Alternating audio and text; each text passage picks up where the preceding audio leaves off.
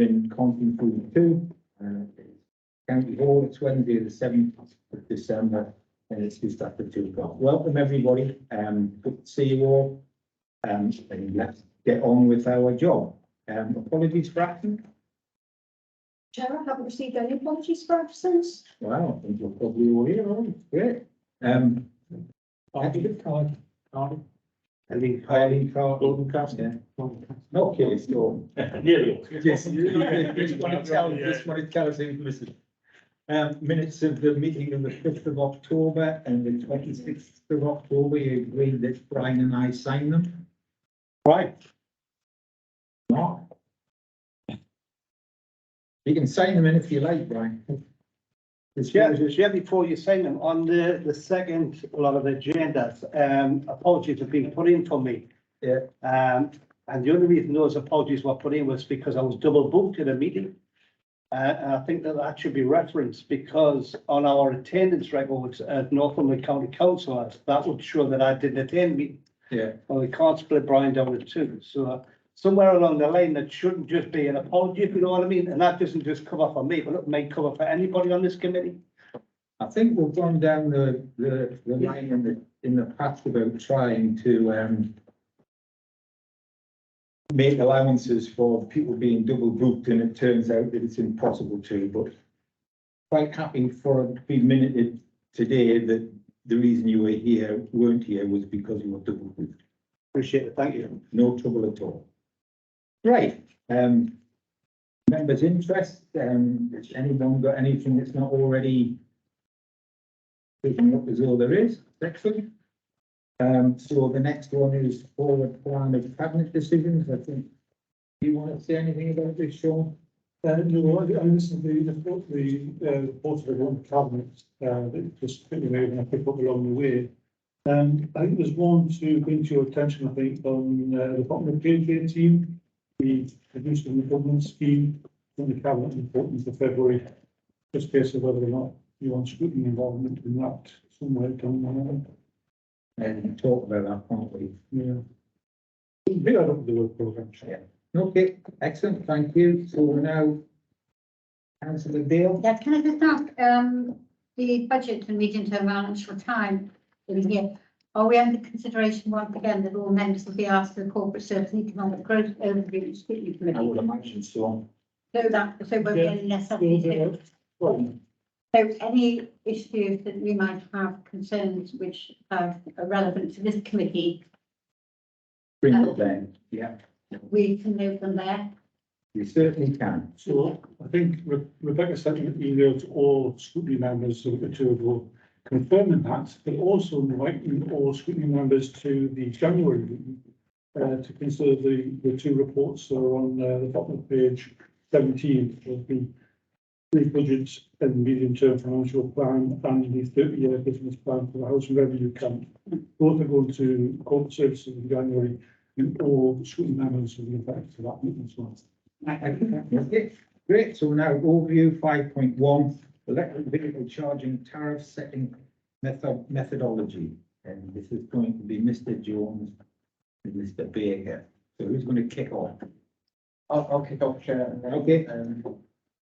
Paul can jump in. So yeah, this paper was a request from this group, a previous scrutiny committee, just to provide some assurance around the approach we were taking in terms of setting the tariff, specifically to ensure that we were covering costs in terms of capital spent, maintenance and repair, and also keeping in step with the well-documented increase in electricity charges. The paper kind of outlines the approach, which I would kind of summarise as the sort of fast follower approach. So what we've basically done and are proposing to do going forward is tracking what the market leaders are doing in terms of tariffs. So BP, Shell, Tesla, Instabol, I think it's the fourth one kind of referred to in there, and look at where they're setting their tariff. Working with finance, look at what we can set our tariff at in order to make sure we cover our costs and all of our costs, and then set it at the lowest point we can below that market rate, on the basis that part of the reason we want to put these in is to drive uptake of EVs, because it's a key thread of our climate change strategy and route to net zero with third bar emissions coming out of tailpipe emissions. The work is very much done in partnership with Paul and his team on local services, and the climate service sort of leads on the strategy and the project management side of the work, and then Paul's team lead on the installation of the chargers and the running of the back office and the kind of cash collection, and together we do some work around the crunching of the numbers just based on the kind of skills and resource. So that's I guess the summary. Happy to take any questions. Questions from anybody? Councillor Dodd. Yeah, rural areas are difficult to sort of service with EV chargers, I'd say.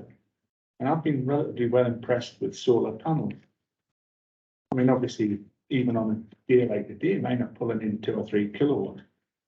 I wondered if there was anything that we need to make in a local plan that would allow some areas to invest, as in landowner or farmer or someone like that, to have a little, handful of panels that could be then onto a EV charger that, because the rural area, people who have got these electric vehicles will not go that far. But I just think, we've got to look at rural areas, or at least strategically in the future, because it is coming. I think that's excellent suggestion, and as colleagues will know, behind County Hall at the moment we're building a solar carport, and what that gives us is the technology to effectively do that, and it's quite a modular concept, and we could definitely take that learning both in terms of the solar and the battery technology that would need to go with it in order to make that viable. Look at how that would work and what kind of minimum viable scale it would work at. That's something we can think of. And the battery technology seems to be advancing a fair bit. Yeah, and that's definitely reflected in the kind of range of EVs that are coming on the market in terms of their ability to kind of compress that technology that much. So the other aspect of that is that one of the difficulties we do face is just the actual electricity supply within the grid.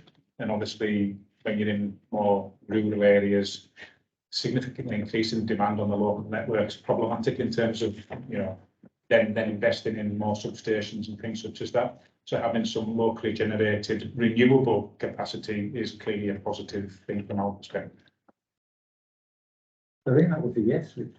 Yeah, but Yes. Once you involve planning and it starts to go back to a local plan, it starts to have implications, because before long you're in an area of outstanding natural beauty, or you're in a national park, or you're Adrian's Wall corridor, or whatever, and it all says no.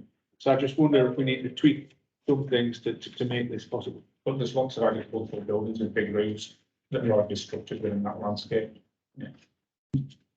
We can take the specific local plan question away. I think we need kind of a scheme with a charger for a car and see. Okay, Councillor Dale and Councillor Gallagher. Can I just ask you, thank you for the obviously the report and obviously the charging scheme setting methodology. It's obviously highly comparable with the public sector or the private sector. I'm not sure what type of green energy they're using for these different ones, and that's always people have been said to me, the other day, why have we got these charging points in, because they're actually using electricity anyway. It's not green electricity, I don't know. So obviously Councillor Dodd's idea is a good idea. Looking at value for money, I'm not really sure. I know this is just about tariffs, but tariffs is just part of the value for money exercise. So I might ask why, for instance, you're putting EV charging points in certain areas. And obviously we do want value for money. We don't want to put one in where you're charging a minimum, but actually it's costing you more because there's no demand there. I don't know whether it's demand led or not. And I think that's something that should be put in. But once again, about the green energy, and I'm not sure if somebody said we're just recycling the use of energy. I'm not sure that should be at the cost of the council taxpayers. That's something we all might have a look at, because obviously everybody's getting quite thought about the cost of living and the cost of council tax. So whether that's a good approach to take, I don't know, or a good selling point, I'm not sure. But anyway, certainly for the value for money, it'd be interesting to see why you choose where the demand is and whether the cost and the tariffs actually meet that value for money exercise, taking the use So of each one. in terms of is it green electricity? Fundamentally, it's from the national grid. So it's what's in the national grid. But having said that, clearly the national grid is greening its own supply. So that's a major thrust of government policy, is to improve the overall climate change performance of electricity generation within the UK. And that's built into the climate change targets that we're looking at as an organisation and as a county as a whole. An element of the grid being greener to help us get to where we need to get to. That's beyond our control. I think that's the thing that we understand. Yeah. In terms of where do we put them and why do we put them there, the strategy that myself and Matt's team's been working on is kind of twofold. It's basically looking at where there's obviously high levels of demand in terms of, we've got town centres, town centre car parks, places such as that. We're continuing that rollout within our car parks and town centre facilities. But we're also really acutely mindful that looking at the overall population of the county, there's a large proportion of households that don't have access to off-street parking. They don't have their own private drives. And to enable those people to effectively take on an electric vehicle, they need to be able to have access to charging points. So a key element and the main element going forward of that rollout strategy for EV charge points is to look at satisfying that demand, and that's what the OSF funding is effectively there for through government, is to try and meet that demand for those people that don't have ready access to off-street, plugging it in from their own garage. So that's the approach. In terms of what then settlements, Matt's team's in a really detailed exercise looking at where are the property types that don't have access to their own off-street parking, and align that with the demand and the correspondence we have from different organisations and from residents and things such as that to look at the rollout. Part of it is just looking at where are the easy links as well in terms of where can we actually put these charges, because putting the charges on a street is a lot more challenging than putting them in a car park. Yeah. So a lot of the charges we've been installing fundamentally have been still on kind of car park areas and things such as that, but alongside those residential properties, on each of those residential properties that require that charging capacity. It will get more challenging as we go forward, but the technology is advancing as well, so keep an eye on that as part of that process. Can I just say, I've actually got one in my village, in one of our all three. We've got one which actually is an area where they don't have on-street they don't have off-street parking. There's no other, I've asked for other ones, but there is nothing on the list at all. So, I'm not sure why or where, how you actually. We're trying to spread that out, obviously, and get that coverage as best as we can. And we can, this particular paper is about a charging point, but we can take you through, Councillor Bell, the detail behind sort of how and what and where, from The demand would be good to see. I think that's something we need to ensure. And there's a rolling plan, so it's sort of 75 each year. So it's this isn't the only kind of private charity. Just two things to add to Paul. So the government's, still committed to 2035 by to decarbonise the grid. So your point around green electricity that is the target that national government set. And the value for money thing. So I just to add one thing. So it's really important what we don't create is a kind of rural black spot issue around the EV transfer network. So, I think in the conversations that we've had with finance are, as long as a project as a whole adds up and is value for money and covers its costs and washes its face, and that allows us to be a bit more nimble than, some organisations might be. So we can avoid some of that kind of equivalent like the broadband black spot that we've kind of seen before. So that is definitely part of our strategy. So if that means that, we go and put a charger in, Wooler, which obviously isn't down about, I'm just sort of looking at the Maiden, but, then then that's why we're doing that, and it's really important to us that we kind of give everybody that kind of fair Yeah. opportunity. I think that's very important actually, because, you know, as you said with broadband, that's got the sort of very open, you can see it, tremendous really. And I think if you're taking that attitude, I think that's the right way forward. So thank you for that. Okay, thanks. Brian? Thank you, Chair. Thank you to the Chair and this committee for bringing this item forward. And it was a bit of forward thinking that, you know, we can deal with the live issues straight away and the concerns that Northumberland County Council would have. Got a few searching questions, and I know we kind of drifted off there, but this is about the increase of the tariff. So the tariff itself, how do you compare to the private sector? Understanding that the private sector, some of the charging points, well, I'm not a guru on charging points, but I know that the different outages. So as I understand it, where one of the higher ones can go straight in and get charged up. The lower ones, probably like Morrison's shop, where, you know, it's a 3.6 kilowatt. And if you know, if you're there for an hour, and if after that you find £10. So when we're talking about tariffs, we're talking about money. And the reality is Northumberland County Council are very, very, very fair. At the outset of this full project, a lot of people got their electric taxis, cars and everything charged up free of charge for a long, long time. So the reality is, when you keep mentioning fair, I think we've had enough of what fair. And I think that somewhere along the line, you have to pay the going rate that everybody else has to pay. So I don't want to see this authority being out of pocket just because we're still trying to be fair. That's one thing. Take on board, you know, Paul's points about the charging points, different areas. You know, different areas have got different connectivity, dare I say, and how it all works. What I would like to see from this is, and still trying to stay with the tariff, to make sure that our energies are going in the right places, that we connect on the DVLA, see where people's vehicles are being registered. So that would give you you know, if everything's getting done in Ponteal and very few are getting done in Ashington, we'll know where the energies have got to go, where the learning curves have got to happen, where the electric cars are registered. And some people might like that, but it's just common sense. And it happened, you can see it with the project with the street light. So there's that way.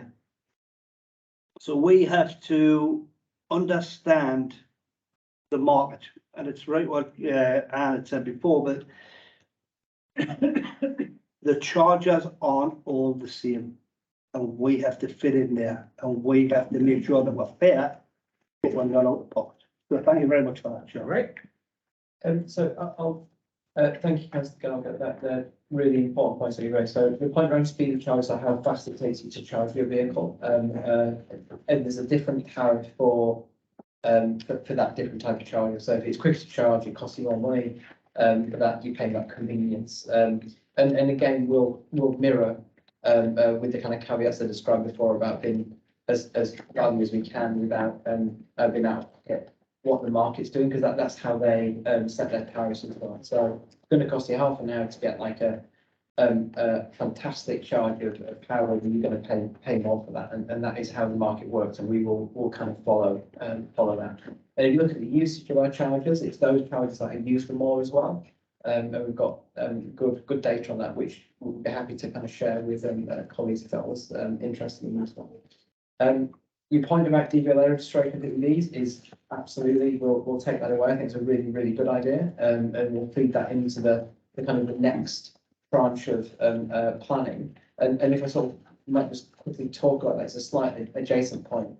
Up until now, we've been a little bit behind the curve. We've had to kind of put in locations to bid for the funding from government, whereas we've got a bit more space now and a bit more of a structure around the team. So what we're going to do is write out to councillors and ask, do you think there's capacity in your area for a charger in your community? We'll then put in our data, like the DVLA data, like the grid data that we've mentioned, like the data on off-street parking. So we get a much more informed thing going in for our funding rather than being the other way around. But we can do that now. We couldn't do that in the past because we weren't quite yet organised enough. But going forward, you should be able to do that in a more proactive way, so we'll kind of seek your input before the bid, going forward.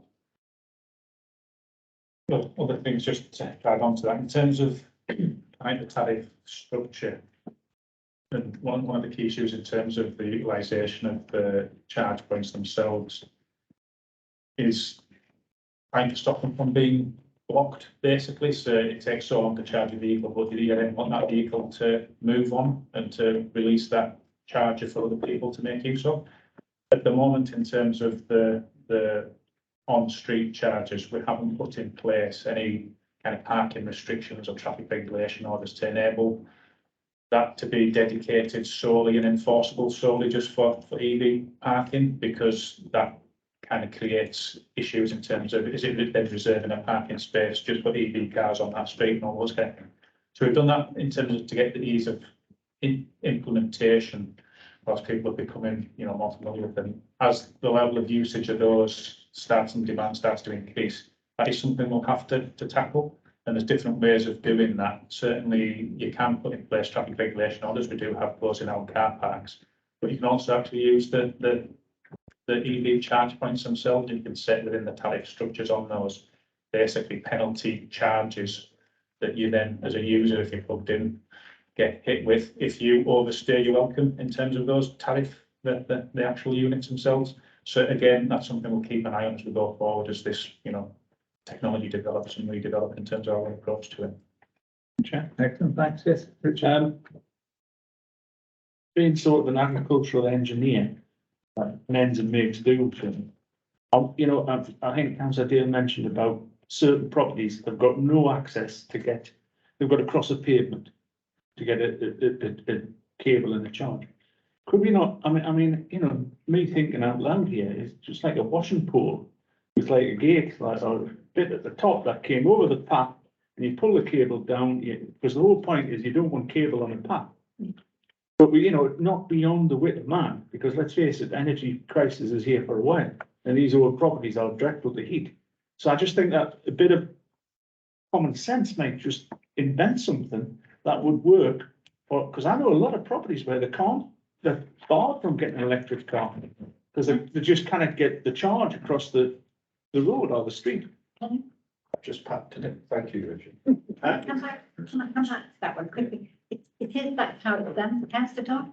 It's actually drilled, but you need the county council's permission to go across the pavement. The county council has done that one in Stocksfield, which is exactly that. So it's led from their house, and the lead goes across the pavement outside to. But the height are on the ground. Underneath the pavement. Yeah, we're not talking about the tariff here. No, but it is part of the tariff.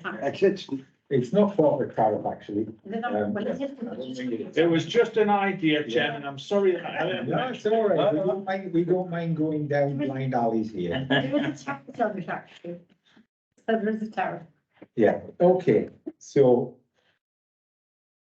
Would you like me to answer? No. No, I wouldn't like to answer that. Just store away. Mark. Just when I read the report, it wasn't quite clear to me that the cost, the price we're charging does cover both the capital, the maintenance, and the cost of electric. That's all in that price. So we are paying back the capital borrowings. Yes. These. The capital contribution we made, we're not paying back the grant. Yes. Perfect. And yes, I agree. It also isn't clear in the paper. We should make it clear. Great. And the other question that it's come to us, I've just been speaking to how the users though. So if we charge them 65 pence, he reckons he can get at least a third cheaper paying through a card called Bonnet, which I'm sure there's other cards available.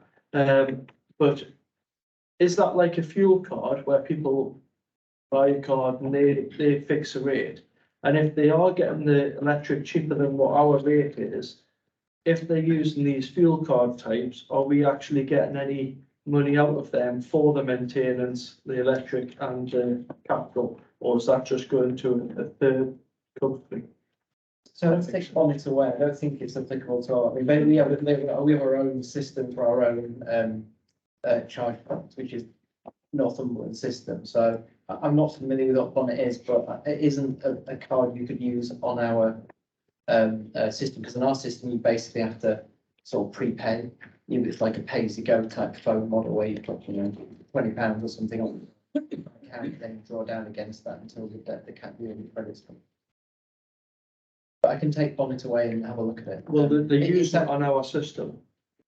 They On use, our charge. yeah, Okay, let's take. sorry, I said card, it's an app, he says. It'd be interesting to see if we are actually, you know, if these apps are able to access our system, are we able to get the revenue off them to help cover the capital in there? It is an interoperability issue, so you want them to be available to as many different kind of like, but fundamentally, any user should come back within the supply that we effectively have through the charges.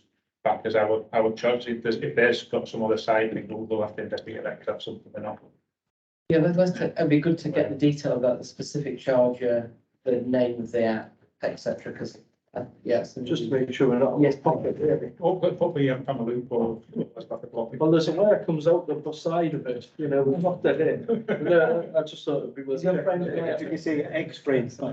Yeah, we can, yes, please, outside, the detail. Yeah, absolutely. Thank you. Is that true? Yeah, Daniel?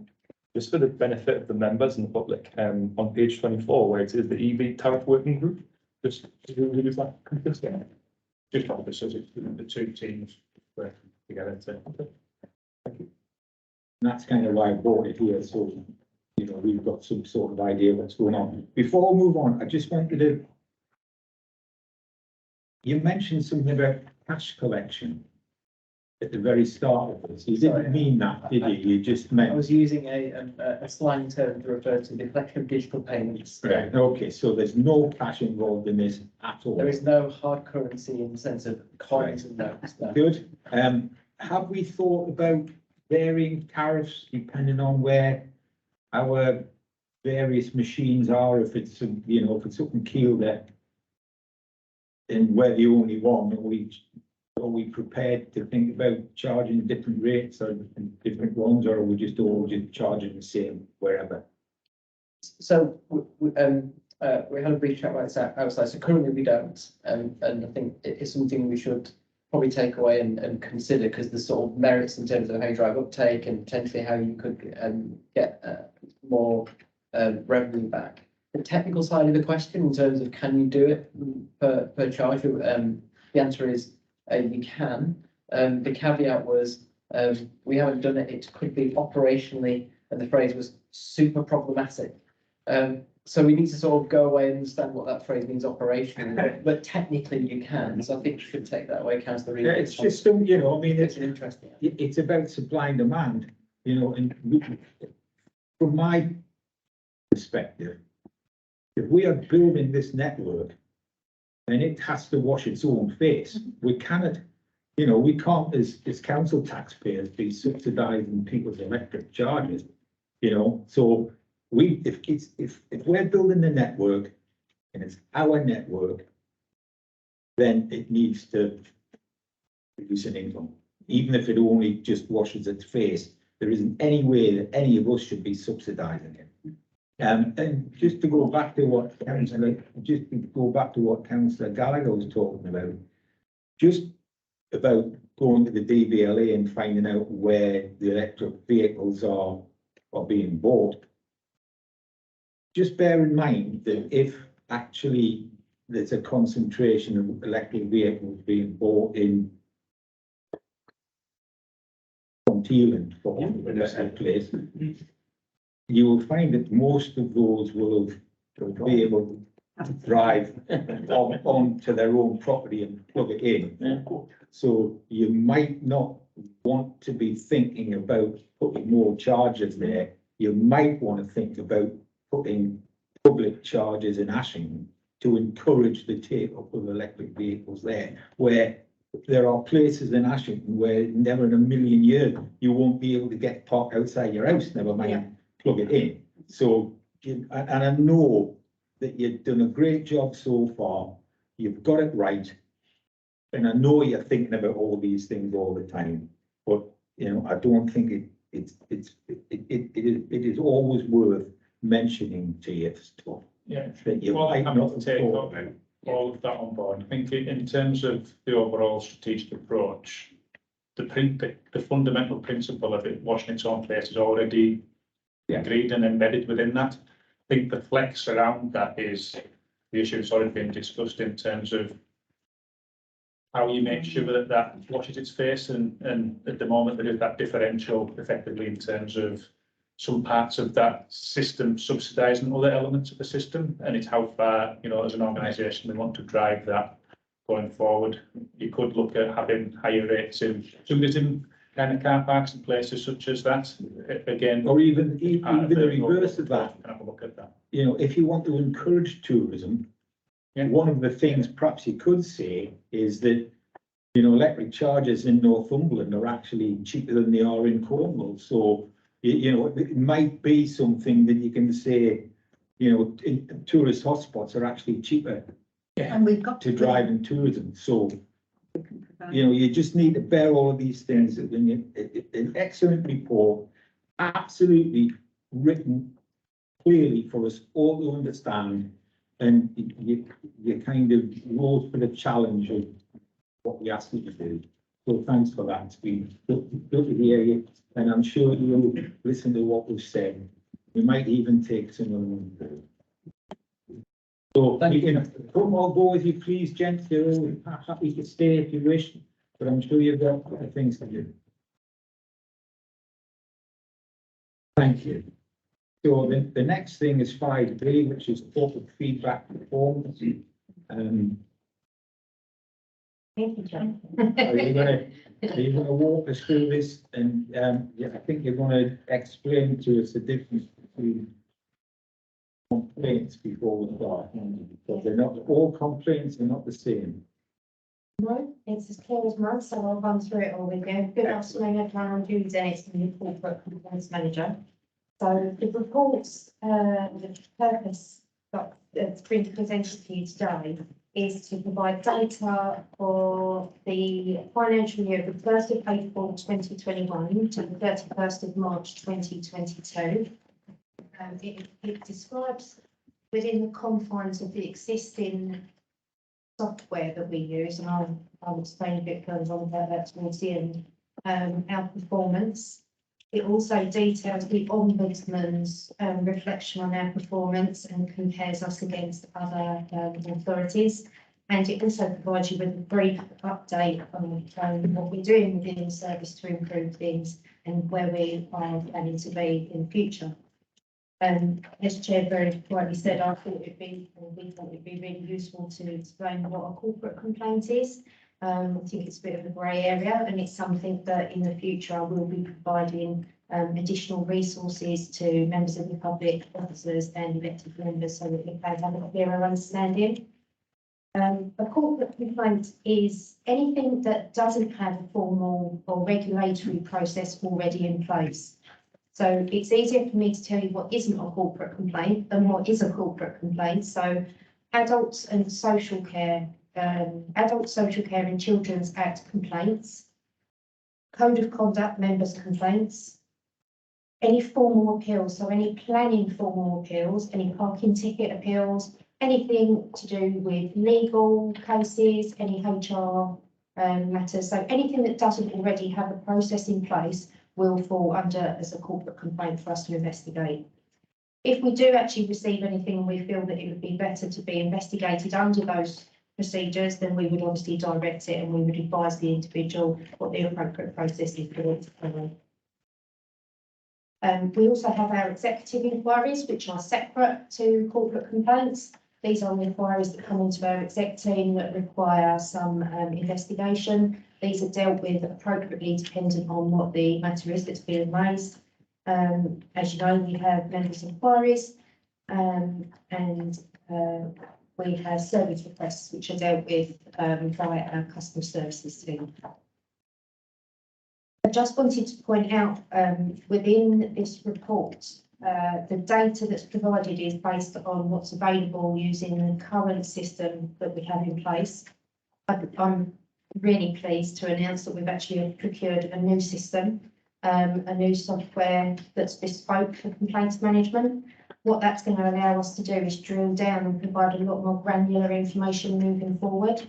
We'll be able to review trends, we'll be able to have a look at locations, we'll really be able to drill down. So at the moment, we have our basic data, which is contained in this report, but moving forward, from early next year, we will be able to record data with a far more granular, real-time levels for you. So moving forward, we'll have much better information available.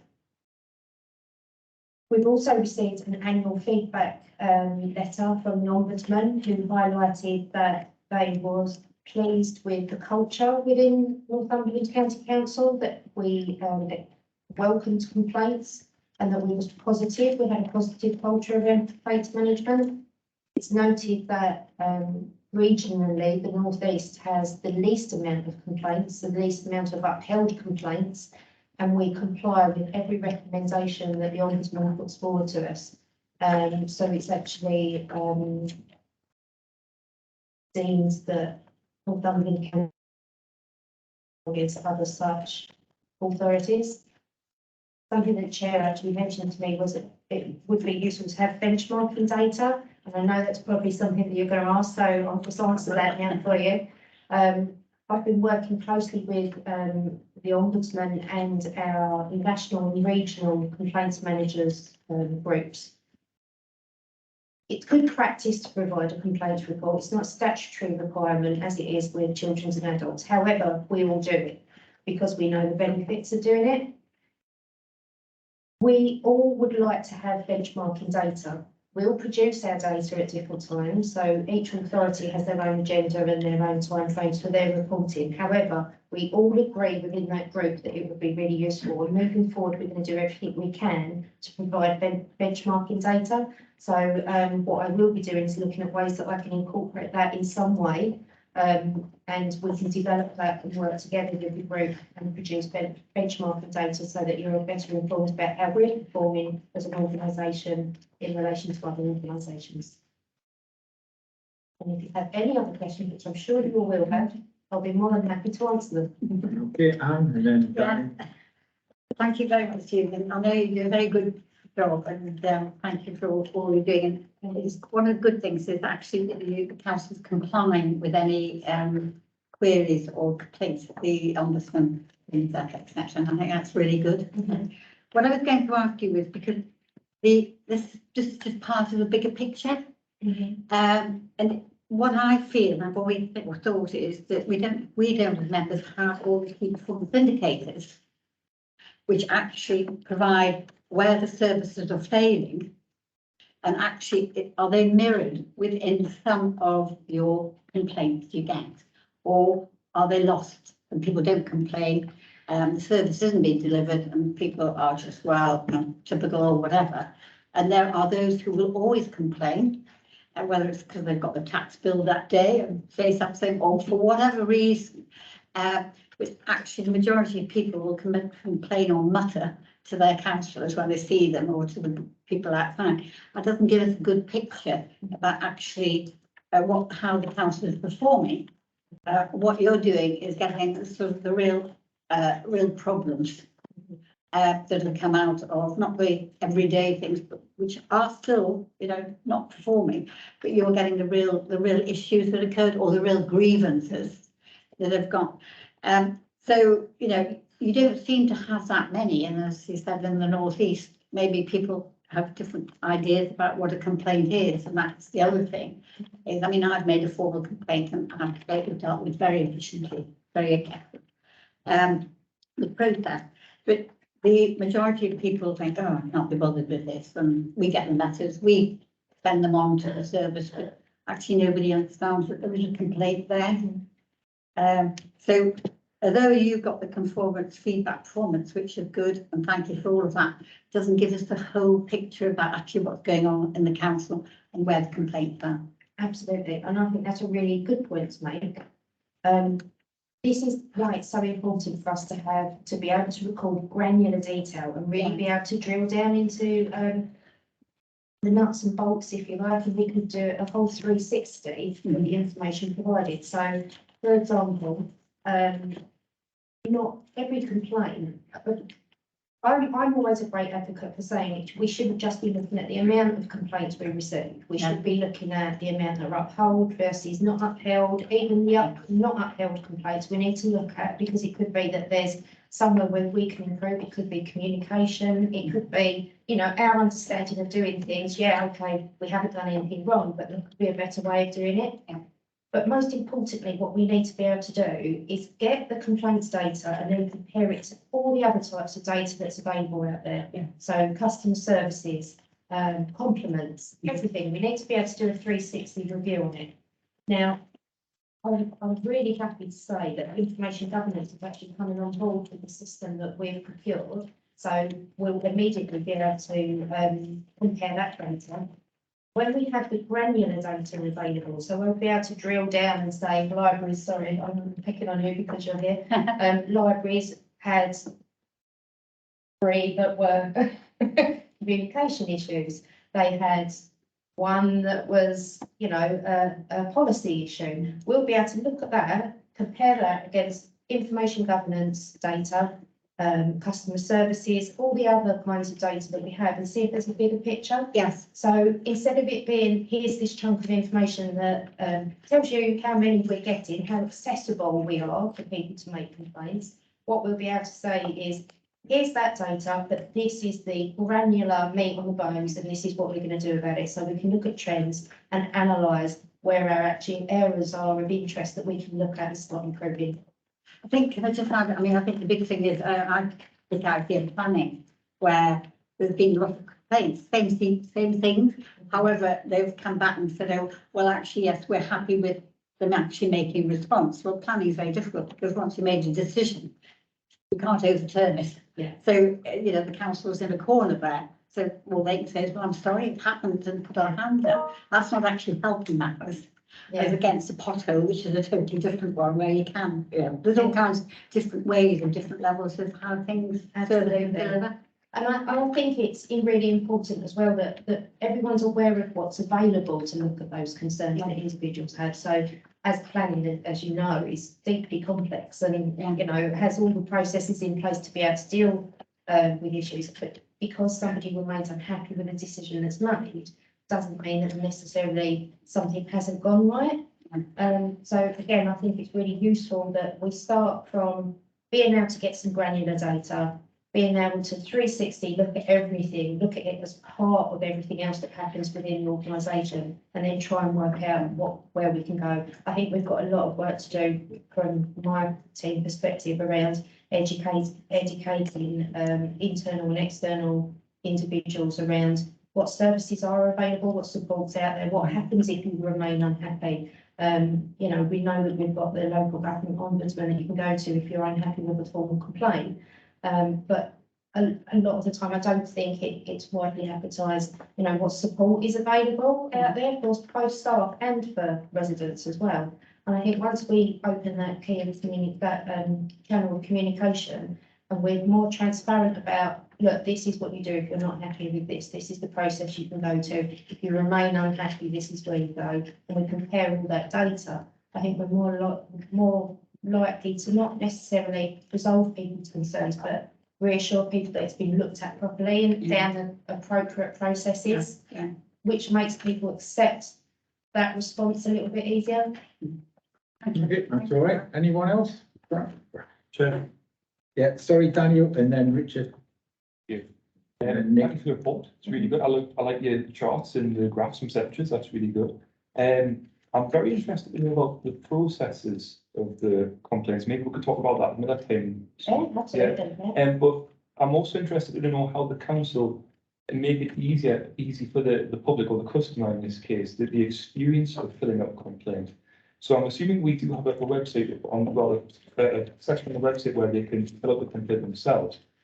Do the customer service also offer that to fill out the complaints for the customer? So what I will say to that is, we do have complaints that are forwarded on by our contact centre. We have an email address as well, which are forwarded on. This is the current process. So we have an email address. If something comes through to the contact centre, quite often, the officer talking to the individual will just forward it onto the email address, and then we'll triage it and deal with it in that way.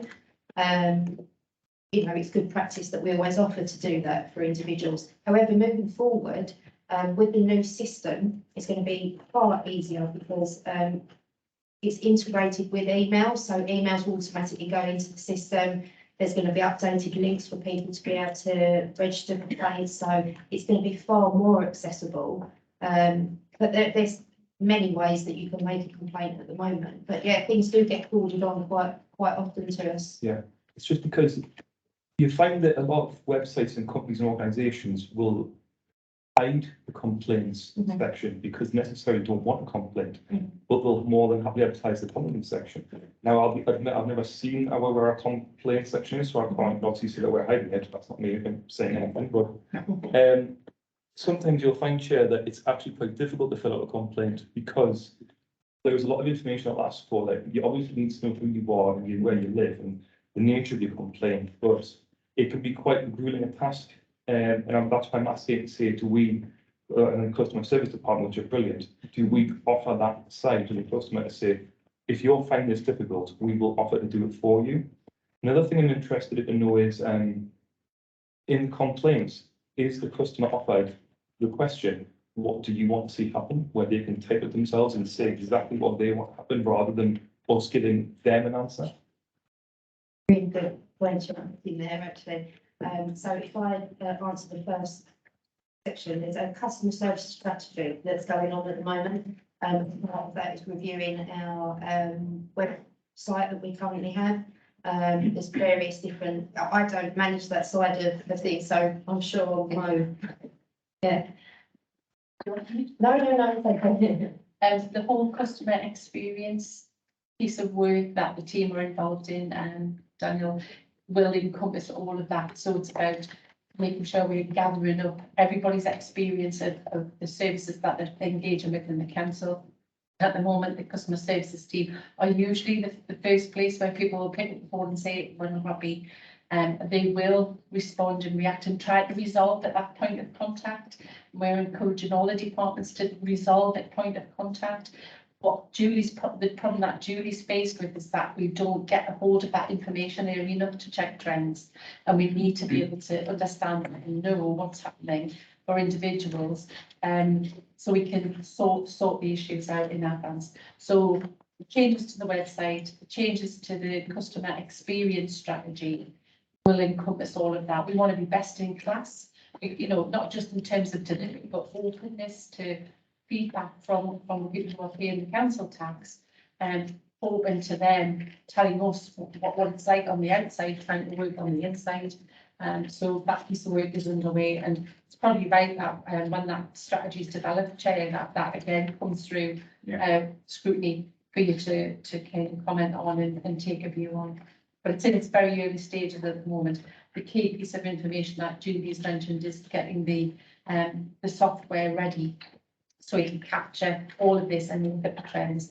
And if I just come back on the point around performance in teams, that this does link up to corporate performance, where teams can see, they will be able to see, this is how you're performing on your KPIs, this is what's happening in terms of freedom of information requests about your service, this is what's happening about complaints about your service, so they get a full 360. Just want to say thank you to everyone who work in complaints, because I know it is a difficult department to work for next to the customer service. And the guys need more credit than you deserve, because based on the data, it looks like we're receiving more complaints. You know, the task you do is difficult, and I understand that, and I want you to be able to provide that good customer service, so that way it'll hopefully see a downtrend. So, but thank you again for your hard work. Thank you for those comments. That's really appreciated. I think for reassurance, we constantly look at ways to improve the way that we manage complaints. I mean, I've been involved in complaints management for far too long to mention now. And it's a constant process to look at, you know, the best way to deal with them.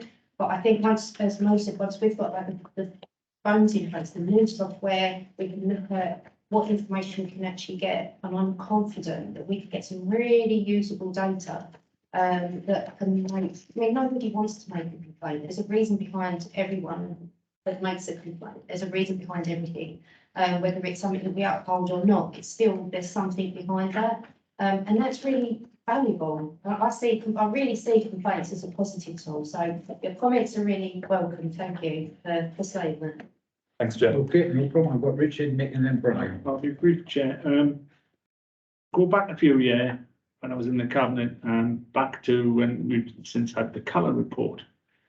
And he criticised the amount of councillor on councillor, officer on councillor, councillor on officer complaints. It was like being in a darts match. There was that many being thrown around.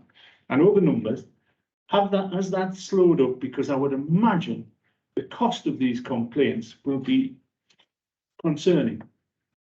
You know, Elected member and, okay, that's a completely separate. completely different. That's fine. Leave Yeah, it. that's something that's actually dealt with by our monitoring officer, and it doesn't come under the corporate complaints process, so I'm unable to comment, I'm afraid. That's fine. That was quick. Thank you. Thanks for the report. As Councillor Carr mentioned, there have been more complaints. There were more complaints last year, stage 1 and 2 complaints especially. And you've provided a few suggestions of what might be the cause of that on page 33. I was wondering whether some of the problems that Max Haller identified in his report could be the cause of the increase in complaints. And I'm not going to ask you to comment on that because I think the chairman might tell me off for asking that, yeah.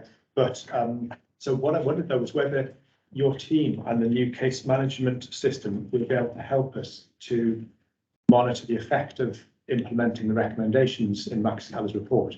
Because I do think you do a great job, and I'm just wondering if you can be part of the improvement process. Absolutely. I think complaints management and the data that comes out of it should be part of every kind of strategy within any organisation because it's so integral to it's value, it's free feedback at the end of the day. It's, you know, it's one of the best ways that we can get feedback.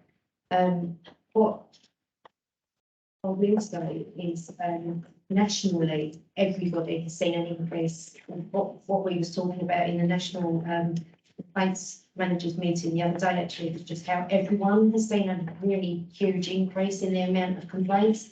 You know, that could be for various different reasons. It could be what we've had to deal with over the last couple of years. People's patience may not be as, you know, like it used to be. Expectations have changed. Again, we're more accessible. It's so easy to be able to contact organisations now via an email. So there's lots of reasons, I think, that we are seeing an increase. And this is why it's important for us to look at other forms of data as well, so that we can compare how much of those are actually upheld. And we can look at the way that those complaints come in. Is it that we've improved our customer services processes, so it's now easier for people to get in touch with us? So I think it would be hard to comment, if I was to comment, that we need to look at the bigger picture, which is why all these improvements that we're putting in place are going to be so fundamental to using data that we get out of complaints management in a really positive way. I'm really positive about this because I'm quite passionate when it comes to complaints management, because I think we can take so much away from the information that we get, which is why it's so important that we start off with the bare bones and we can actually record the data that we need, and then we can do wonderful things with it once we've got it. Okay. Yeah, Brian. Good. Thank you very much for the presentation and the report. Just want to come back to a couple of points that Daniel said that about the frontline staff and your departments. You know, it's a really hard subject, and you deal with it very, very well. My only concern about is that as we move through the processes of complaints on certain levels, it's going to go back to the car insurance type thing where everything's done on an email and everything, you know, nobody wants to speak to you face to face on the phone. So please be mindful that not everybody's IT savvy. You've got the elderly people, you've got people who can't afford, laptops. So there's always got to be that route of connection and revolving around complaints.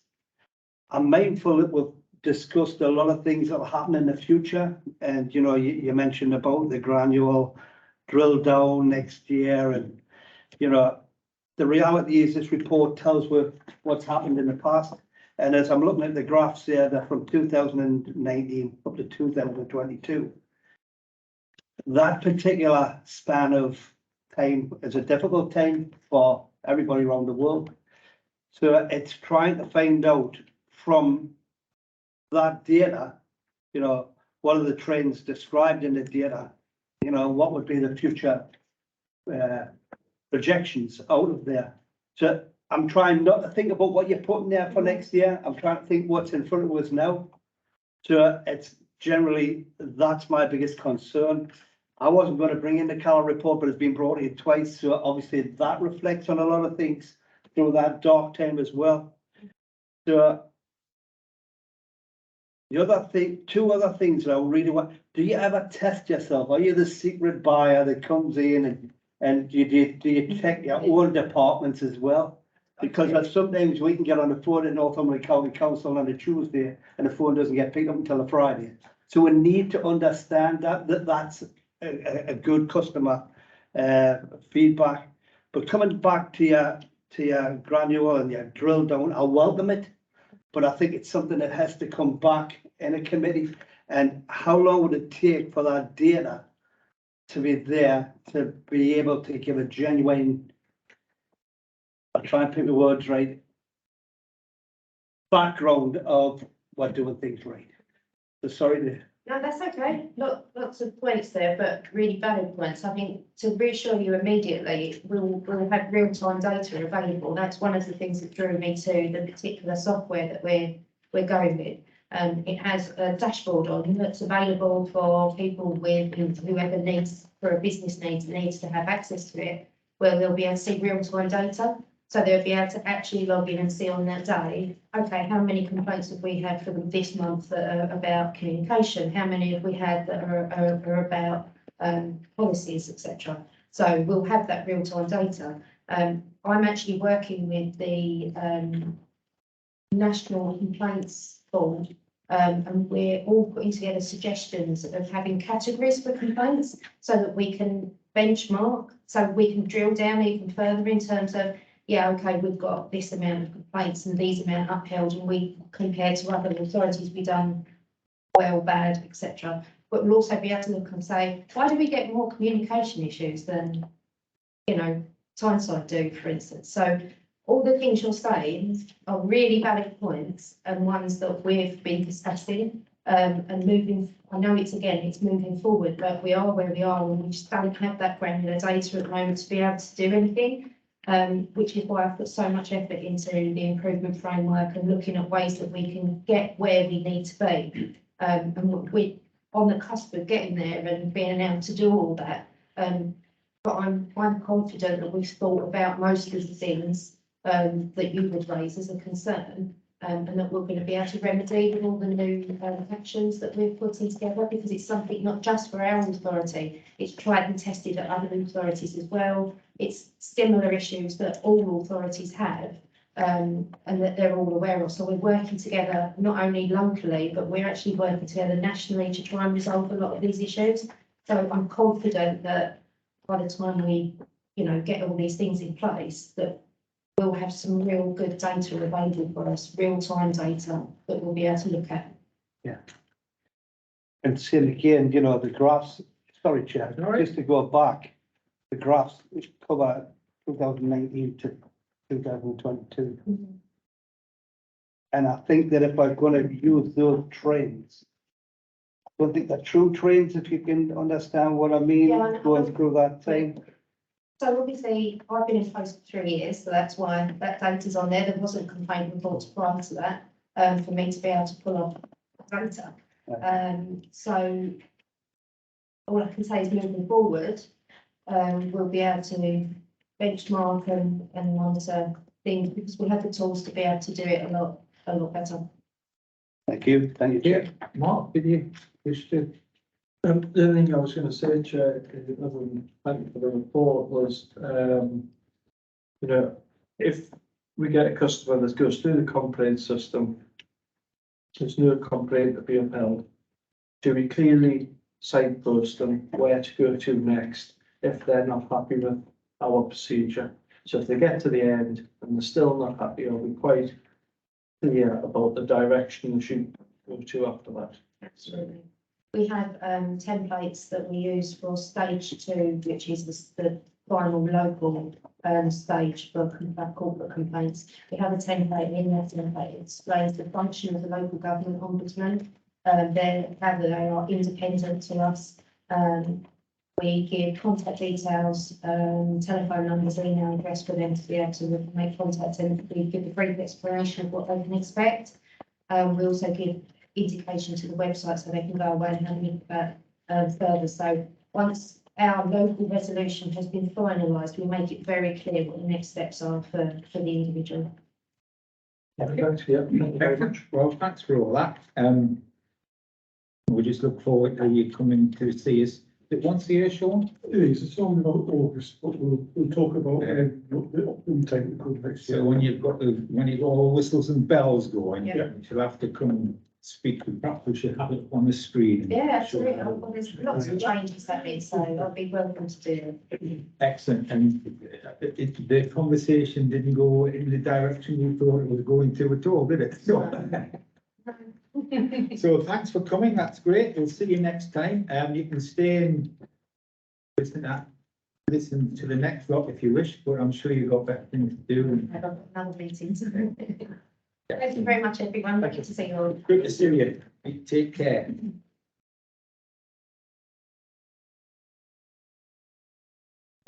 And now we're just getting to the confidential part. We accept we've got something else to do first, don't we? Yes, I've got so. Sorry, I've got myself ahead of myself.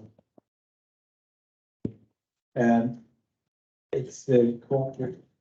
No, it's not. It's the monitoring report. Go and rescue me. Yeah, it's the work programme. The work programme has been full for some months now, so we're just sort of thinking around the edges of it. I don't really have anything to add than previously, other than to say that we have had a request for the Greenwood and Strategy report to be for a month. However, I think you've found the chair to actually say that it's still like what's set forward. Yeah. To get an understanding from this group of members. What we expect. Yeah. So I will have a response for that, but I will certainly chase it up. Good. To be clear on what we. Okay. Yes, Nick. There's a couple of things I'd like to say if they could come to the scrutiny committee. One is there was a trial of pesticide-free weed control, and I've heard a very brief verbal summary of the results, but I've never seen the full results. I was wondering if a report on that might be able to come to scrutiny. Weed control. Weed control. Yeah. Pesticide-free weed control. Yeah. In other words, something that doesn't work. Well, that was what I was told the conclusion was, but I'd like to know a bit more about. Yeah, I'm sure we I mean, it's something that's come before, but it's part of the sort of the wider sort of grounds maintenance report, which I think in the last sort of 2 or 3 years, we've gone to look at the area councils rather than scrutiny. But I will follow that up. If it isn't already covered by that. Okay. And the other thing? The other thing was the local nature recovery strategy and the mapping processes involved with that. I think it'd be really interesting to find out more about that. But I think it's probably slightly too soon to be asking for that. I think it's a work in progress. But could we perhaps get it onto the Can we ask him onto the to wait list? Is that what David, is it? Feiger. Yeah. Yeah, I think so. Yeah. So perhaps if it could come to scrutiny when the time is right. I think David's got 1 or 2 reports in the pipeline for something, so I'll have to. Yeah, so I don't want to put too much pressure on it, but it'd be nice to see it at some point. Okay, Thanks. anyone else? No, we're all happy. And then, I haven't been informed of any urgent business, so we haven't got any. And then I shall ask if it's okay to move into part two, where that's the exclusion of the press and the public and the turning off of the camera to do the part two item. Are you all satisfied that we can do that? Yeah, great. Yeah, we know how to switch this off, Nicola. Shot.